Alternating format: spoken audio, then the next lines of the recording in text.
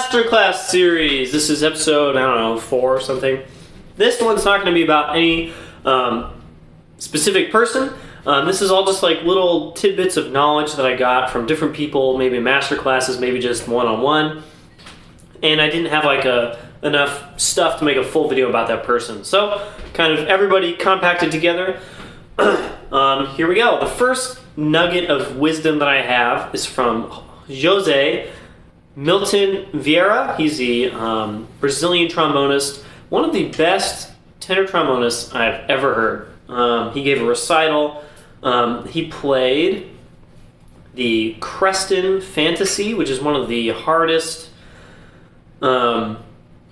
solo pieces of music that exists, in my opinion. It's so difficult. And he played the whole thing live with a pianist, and this is not a measure that you should measure people by, but he missed like a note. I'm not even kidding.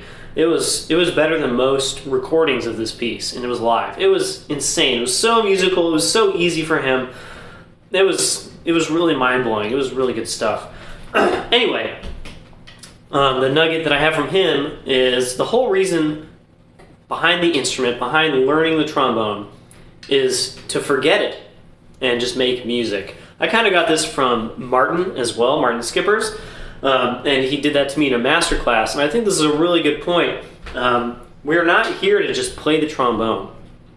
Even though that's fun, I like playing the trombone, but the whole point is to make music, kind of get the trombone out of the way and let the music just kind of come out of you.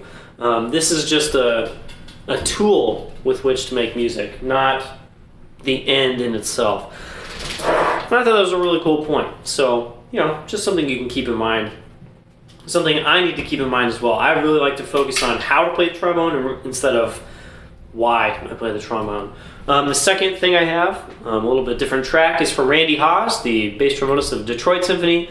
When I played the final round in the audition for the competition, I played a little bit off-center. And I typically do this. I've been told to do this several times, both for juries and undergrad. I think I did this in my junior recital. I just watched the video of it and I face kind of sideways.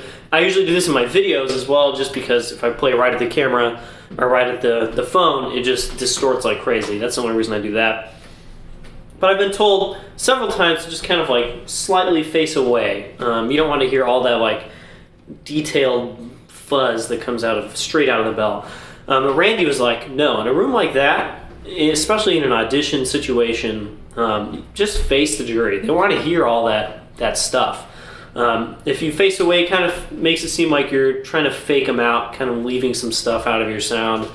And I had different opinions on this. I think Domenico Canovano said something else, like, it depends on the room. And that's my next point, is play to the room. So in some rooms, maybe it's really small, you might not face exactly at the people, right? If they're too close to you, you don't want to just like destroy them with your sound. You're gonna just slightly face away. I've also done an audition on a stage where instead of playing at the people, the audition committee was also on the stage on the other side, and there's a curtain in between. So we were like, I was on stage left and they were on stage right. And I played out into the hall, and they listened to me over there. So that's another situation where you wouldn't play directly at the jury. So different opinions. Play to the room. There's different ways that rooms are going to respond, that people are going to listen to you in rooms. So don't just do the same thing every time. Think about it and do it, with conscious effort. Something from Peter Steiner, who is also one of the best tenor trombonists in the world. I think I talked about him just a video ago. He is just crazy. He plays some of the hardest stuff that is written for the trombone, and constantly has more stuff that's even harder written for him. And I got this secondhand, so hopefully this is correct. He takes 3 months to prepare a new solo piece. He takes 1 month to learn the piece, just kind of go through it, learn all the licks, learn all the crazy things in it. 1 month after that to play it slowly with metronome. Just really slow, just nailing everything at a nice slow tempo to know he can do it, to make every note sound good. And then the month after that, he just plays it again and again and again and again and again and again and again. He plays all his stuff memorized, so obviously he needs to have a lot of time to get it memorized with so many notes. But I think if you're really, really working a piece up to 100%, not just kind of like, you know, I can play this, to 100%, I think this 3-month thing is kind of a good way to go about it. And I actually want to do this myself with some solo work. Just take a month to learn it, you know, just kind of get through it, get everything down, and then a month of practice slow, and then a month to just play it a lot. And then at the end of that, if you don't know it really well, then it's probably your fault, honestly.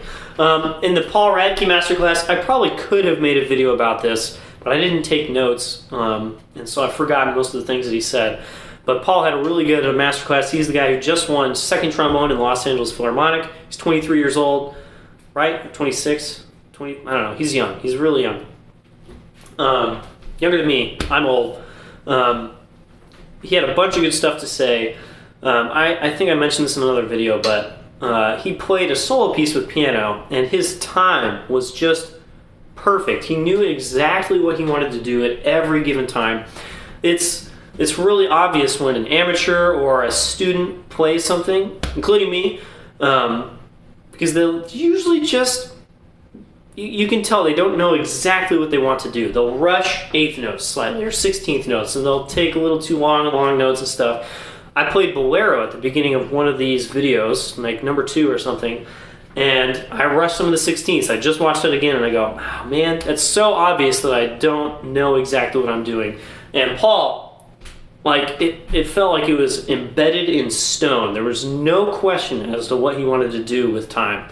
And so after he finished, I was like, how do you do that? How do you get to that point where you are just perfect with time all the time? Because that's something I want to do. That's something that really sets apart the professional from everything below, is that sense of time. And he was just like, I just play with a metronome basically all the time. A lot. And he does it really slowly a lot. I used this method, I think I talked about it for this competition. For like a week and a half, I played all this stuff really slow with a metronome, and guess what? I got way better. So this is a really good point. This is something I need to do more often.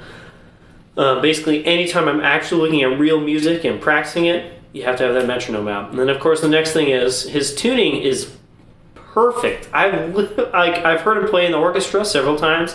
I've heard him play, you know, by himself many times, and he just like doesn't play out of tune. And I mean, there's very, very good players out there, and I just haven't really heard like that level of intonation.